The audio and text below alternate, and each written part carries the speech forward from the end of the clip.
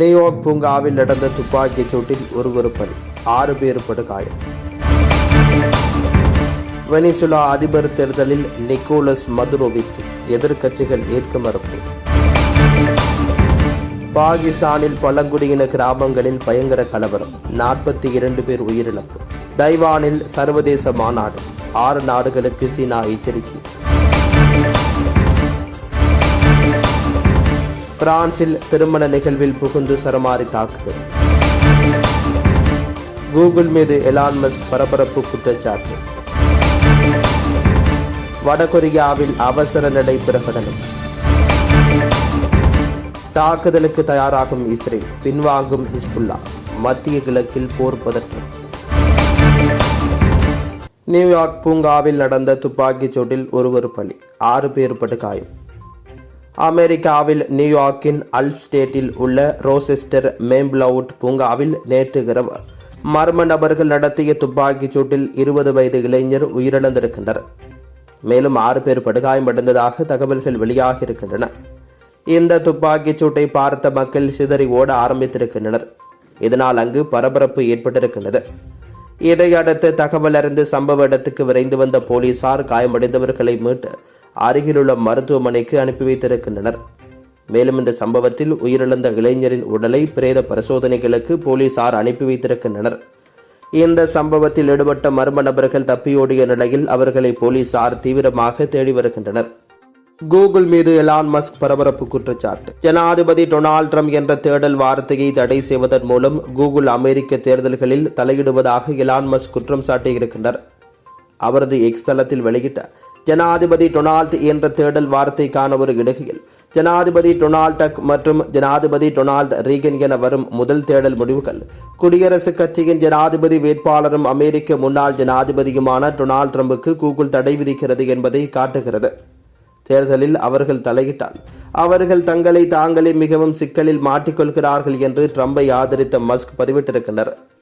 பாகிஸ்தானில் பழங்குடியின கிராமங்களில் பயங்கர கலவரம், 42 பேர் உயிரிழப்பு. பாகிஸ்தானின் கைபர் பங்துக்வா மாகாணம் உப்பர் குர்ரம் மாவட்டத்தில் 2 பழங்குடியின பிரிவினரிடையே நில உரிமை தொடர்பாக நீண்ட காலமாக பிரச்சினை இருந்து வந்திருக்கிறது.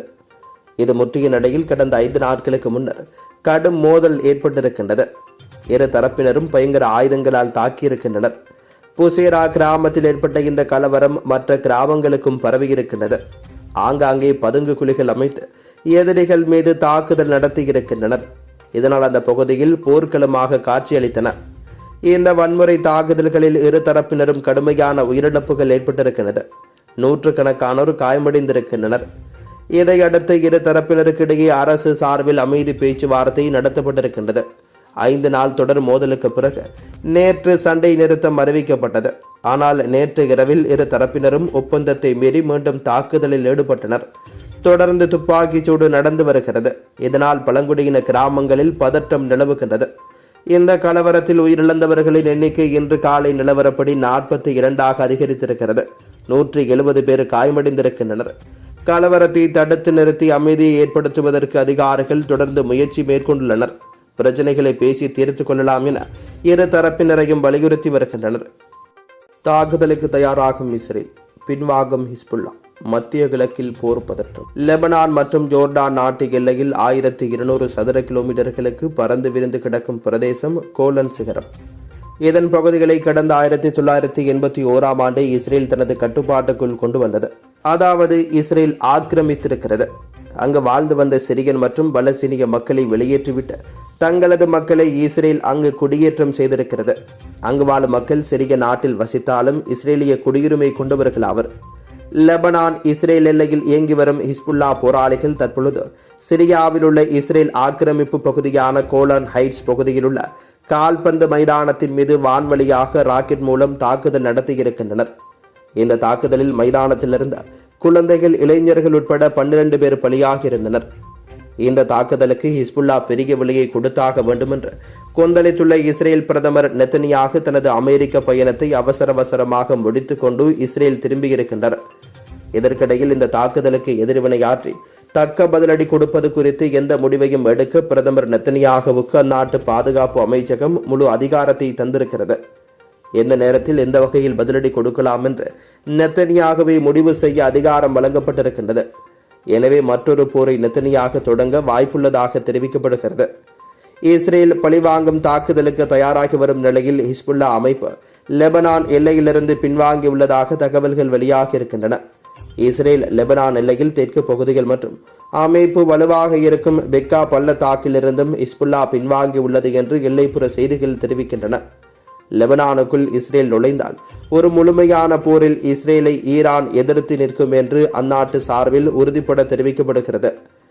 இதற்கிடையில் மற்றொரு மத்திய கிழக்கு நாடான துருக்கி நாட்டின் அதிபர் தையிப் எர்டோகன் நேற்று அந்த நாட்டின் தொலைக்காட்சி நிகழ்ச்சியில் பேசுகையில் பலஸ்தீனத்தில் இஸ்ரேல் செய்து வரும் வெறுக்கத்தக்க நடவடிக்கைகளை பார்த்து நாங்கள் அமைதியாக இருக்க மாட்டோம்.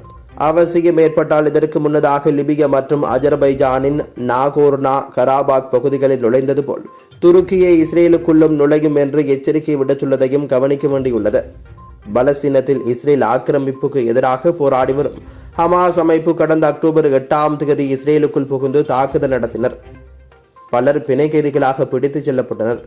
இதற்கு பதிலடி கொடுப்பதாக கூறி பலஸ்தீனத்தின் காசா, ரஃபா உள்ளிட்ட நகரங்கள் மீது இஸ்ரேல் கொடூர தாக்குதலை நடத்தி கடந்த 9 மாதங்களுக்குள் 39,324 அப்பாவி மக்களை படுகொலை செய்துள்ளதோடு 90,830 பேர் படுகாயமடைந்திருக்கின்றனர். ஹமாஸ் அமைப்புக்கு ஆதரவாக லெபனானிலிருந்து ஹிஸ்புல்லாவும் யமனிலிருந்து ஹவுத்திகளும் அவ்வப்போது இஸ்ரேல் மீது தாக்குதல் நடத்தி வருகின்றனர். பலஸ்தீனத்துடனான இந்த போர் மொத்த மத்திய கிழக்குக்கு எதிரான போராக மாறும் வாய்ப்புகள் தென்பட தொடங்கியுள்ளது என உலக அரசியலில் நடுக்கத்தை ஏற்படுத்தியிருக்கிறது. போரை நிறுத்த ஐநா மற்றும் அமெரிக்க நாடுகளின் முயற்சிகள் எதுவும் தற்போது வரை பலனளிக்கவில்லை. ஒருபுறம் போரை நிறுத்தவும் மறுபுறம் இஸ்ரேலுக்கு நிதி வழங்கி வருகிறது. தற்பொழுது நடந்துள்ள ஹிஸ்புல்லா தாக்குதலுக்கு கண்டனம் தெரிவித்துள்ள அமெரிக்க துணை அதிபர் கமலா ஹாரிஸ் இஸ்ரேலின் பாதுகாப்பை இரும்பு கரம் கொண்டு உறுதி செய்வோம் என்றும் சூளுரைத்திருக்கிறார். வடகொரியாவில் அவசர நிலை பிரகடனம். வடகொரியாவில் கனமழையால் ஏற்பட்ட வெள்ளப்பெருக்கு காரணமாக அங்கு அவசர கால நிலை பிரகடனப்படுத்தப்பட்டிருக்கின்றது. அனர்த்தத்தால் பாதிக்கப்பட்ட ஆயிரக்கணக்கான மக்களை கருத்தில் கொண்டு வடகொரிய தலைவர் கிம் ஜாங் உன் இந்த நடவடிக்கையை எடுத்துள்ளதாக வெளிநாட்டு ஊடகங்கள் செய்தி வெளியிட்டிருக்கின்றன.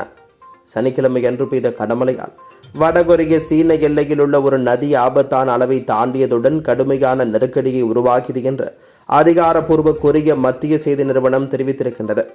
வடகொரிய தலைவரின் வாகன அணிவகுப்பு வெள்ளம் சூழ்ந்த சாலையில் பயணிப்பதை காட்டும் புகைப்படத்தையும் வெளிநாட்டு ஊடகங்கள் வெளியிட்டிருந்தன. சினியூஜு மற்றும் ஓய்யூ பகுதிகள் வெள்ளத்தால் அதிகம் பாதிக்கப்பட்டிருக்கின்றன. மேலும் வெள்ளத்தால் தனிமைப்படுத்தப்பட்ட 5000க்கும் மேற்பட்ட மக்கள் ஜனாதிபதி கிம் ஜாங் உன்னின் மேற்பார்வையில் விமானங்கள் மற்றும் பிற வெளியேற்ற பணிகளில் மீட்கப்பட்டதாக அரச ஊடகங்கள் திங்களன்று செய்தி வெளியிட்டிருக்கின்றன. தைவானில் சர்வதேச மாநாடு, 6 நாடுகளுக்கு சீனா எச்சரிக்கை. சீனாவின் கட்டுப்பாட்டில் இருந்த தைவான் 1949ஆம் ஆண்டு தனிநாடாக பிரிந்தது. ஆனால் தைவானை தனது நாட்டின் ஒரு அங்கம் என கருதும் சீனா அதனை மீண்டும் இணைத்துக் கொள்ள துடித்து வருகிறது. இதனால் தைவான் எல்லையில் போர் கப்பல்களை அனுப்பி சீனா பதற்றத்தை ஏற்படுத்துகின்றது. மேலும் வேறு எந்த நாடுகளும் தைவானுடன் அதிகாரப்பூர்வ உறவு வைத்துக் கொள்ளக்கூடாது எனவும் சீனா எச்சரிக்கை விடுத்திருக்கின்றது. இந்த நிலையில் அடுத்த வாரம் சர்வதேச உச்சி மாநாடு தைவானில் நடைபெற இருக்கின்றது. இதில் 25க்கும் மேற்பட்ட நாடுகள் கலந்து கொள்ளும் என எதிர்பார்க்கப்படுகிறது. இதற்கிடையே பொலிவியா, கொலம்பியா, ஸ்லோவாக்கியா உட்பட 6 நாடுகளுக்கு சீனா ஒரு கடிதம் அனுப்பியிருக்கிறது. அந்த கடிதத்தில் தைவான் மாநாட்டில் கலந்து கொள்ள வேண்டாம் என சீனா தரப்பில் எச்சரிக்கை விடுக்கப்பட்டிருக்கின்றது. இதனால் மாநாட்டில் அவர்கள் கலந்து கொள்வார்களா என்பது கேள்விக்குறியாக இருக்கின்றது. பிரான்சில் திருமண நிகழ்வில் புகுந்து சரமாரி தாக்குதல். பிரான்சில் 30 பேர் கொண்ட குழு ஒன்று திருமண நிகழ்வு ஒன்றுக்குள் நுழைந்து அங்கிருப்பவர்கள் மீது காட்டுமிராண்டித்தனமாக தாக்குதல்களை மேற்கொண்டுள்ளதாக தெரிவிக்கப்படுகின்றது. இந்த சம்பவம் ஜூலை மாதம் 27ஆம் தேதி சனிக்கிழமை இரவு இச்சம்பவம் இடம்பெற்றிருக்கின்றது. திருமண நிகழ்வொன்றின் போது திடீரென உள்நுழைந்த குழு ஒன்று அங்கிருந்த பலர் மீது தாக்குதல் மேற்கொண்டிருக்கின்றனர். அங்கு வந்த குழுவினர் இரும்பு கம்புகளினால் இந்த தாக்குதல்களை மேற்கொண்ட நிலையில் திருமணத்துக்கு வருகை தந்த விருந்தினர்களும் தாக்குதலுக்கு இலக்கானதாக போலீசார் குறிப்பிடுகின்றனர். அதையடுத்து சம்பவ இடத்திற்கு போலீசார் அழைக்கப்பட்டதாகவும் விரைந்து சென்ற போலீசார் தாக்குதல் மேற்கொண்டவர்கள் தப்பியோடிய நிலையில் 5 போலீசார் கைது செய்திருக்கின்றனர். சம்பவத்தில் தாக்குதலுக்கு இலக்கான பலர் மருத்துவமனையில் அனுமதிக்கப்பட்டுள்ளதாகவும் போலீசார் குறிப்பிடுகின்றனர். வெனிசுலா அதிபர் தேர்தலில் நிக்கோலஸ் மதுரோ வெற்றி, எதிர்க்கட்சிகள் ஏற்க மறுப்பு. வெனிசுலா நாட்டில் நேற்று அதிபர் தேர்தல் நடைபெற்றிருக்கின்றது. இந்த தேர்தலில் தற்போதைய அதிபர் நிக்கோலஸ் மதுரோ மீண்டும் போட்டியிட்டிருக்கின்றார். எதிர்க்கட்சிகள் கூட்டணி வேட்பாளர் எட்மண்டோ கான்சலஸ் மற்றும் 8 பேர் களத்தில் இருந்தனர். எனினும் நிக்கோலஸ் மதுரோவுக்கும் எட்மண்டோ கான்சலோவுக்கும் இடையே நேரடி போட்டி நிலவியிருக்கின்றது. சமூக பொருளாதார மற்றும் அரசியல் நெருக்கடி, வாய்ப்பு தேடி நாட்டை விட்டு வெளியேறும் மக்கள், அரசுக்கு எதிரான அதிருப்தி அலை ஆகிய அம்சங்கள் தேர்தல் பிரச்சாரத்தில் எதிரொலித்திருந்தது. வெளிநாடுகளில் வசிக்கும் வெனிசுலா மக்கள் தாயகம் திரும்பவும் அவர்களது குடும்பங்களுடன் மீண்டும் ஒன்றிணைக்கவும் போதுமான வேலைகள் உருவாக்கப்படும் என 2 வேட்பாளர்களும் வாக்குறுதி அளித்துள்ளனர். இந்த பரபரப்பான சூழ்நிலைக்கு மத்தியில் நடைபெற்ற இந்த தேர்தலில் பதிவான வாக்குகள் உடனடியாக எண்ணப்பட்டு முடிவுகள் அறிவிக்கப்பட்டன. இதில் நிக்கோலஸ் மதுரோ 51.2% வாக்குகள் பெற்றதாகவும் எட்மண்டோ கான்சலஸ் 44.2% வாக்குகள் பெற்றுக்கொண்டனர். இதனால் மதுரோ வெற்றி பெற்றதாக தேர்தல் ஆணையம் அறிவித்திருந்தது. இந்த வெற்றியை மதுரோவின் ஆதரவாளர்கள் கொண்டாடி வருகின்றனர். ஆனால் மதுரோவின் வெற்றியை எதிர்க்கட்சிகளும் சில அண்டை நாடுகளும் ஏற்கவில்லை. மதுரோவின் விசுவாசமான தேர்தல் ஆணையம் வெளியிட்டுள்ள இந்த புள்ளி விவரங்களை எதிர்க்கட்சி கூட்டணி நிராகரித்துள்ளன. தாங்கள் 70% வாக்குகளை பெற்றதாக திட்டவட்டமாக கூறியிருக்கின்றது.